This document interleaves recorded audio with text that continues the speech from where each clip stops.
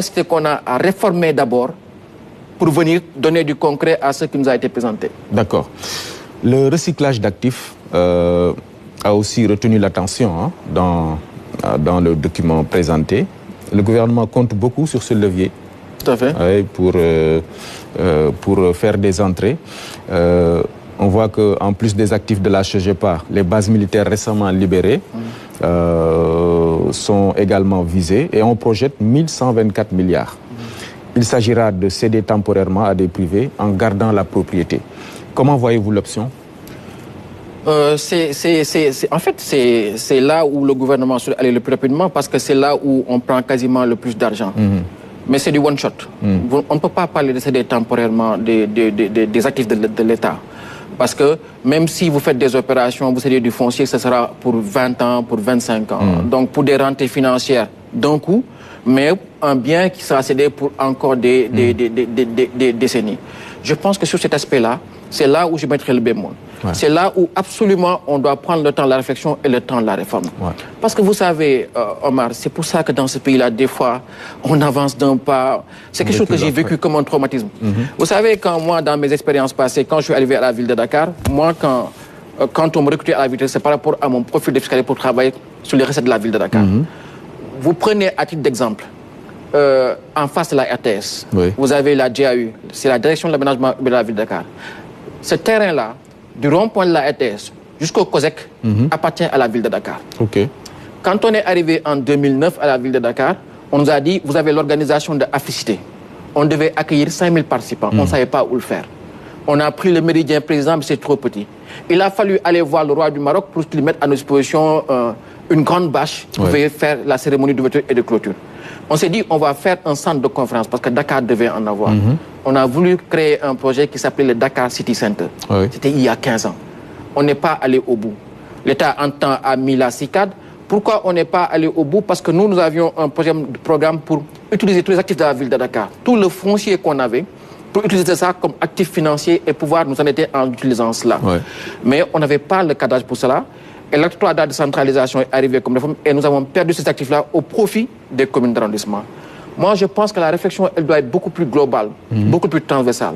Je ne pense pas qu'aujourd'hui, que le président de la République puisse dire que nous allons céder un foncier, qu'il y a un véhicule de l'armée, alors que Dakar, c'est une entité décentralisée. C'est la capitale du Sénégal. Vous ne pouvez pas faire une réflexion en mettant de côté les entités décentralisées. Ça, c'est la première chose. Mais moi, je pense qu'on doit être beaucoup plus audacieux. On ne peut plus continuer à avoir un territoire qui fait 0,01% du territoire national et qui concentre 80% de nos activités économiques. Je pense qu'on doit élargir le spectre de la région capitale.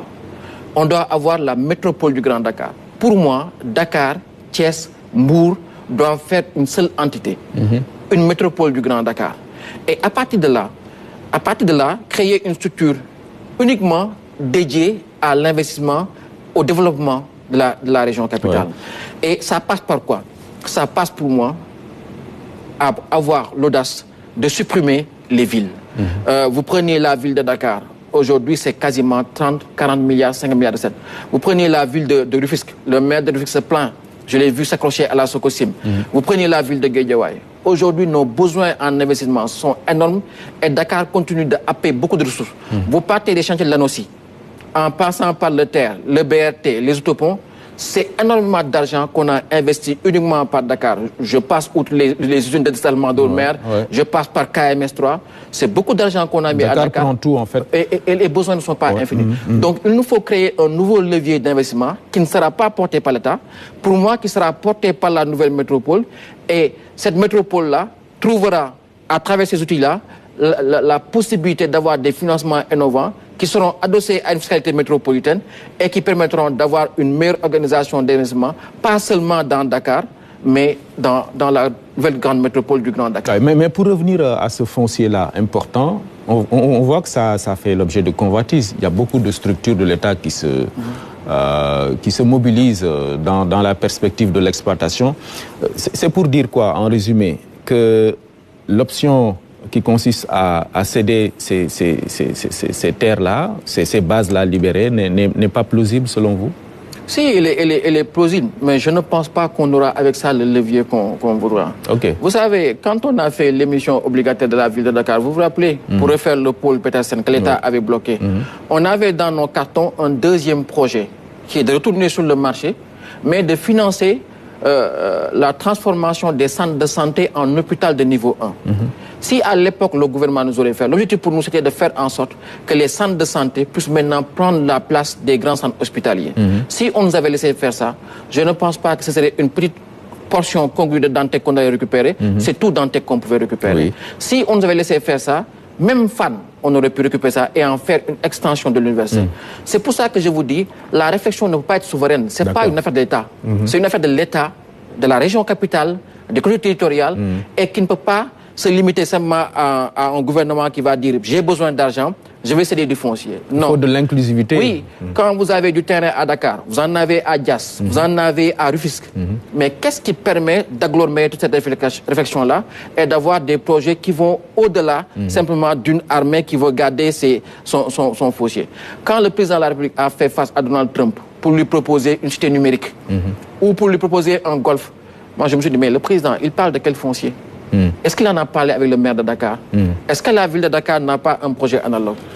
Et je pense qu'aujourd'hui, on doit arrêter d'avoir ces réflexions intempestives, ad hoc, fermées.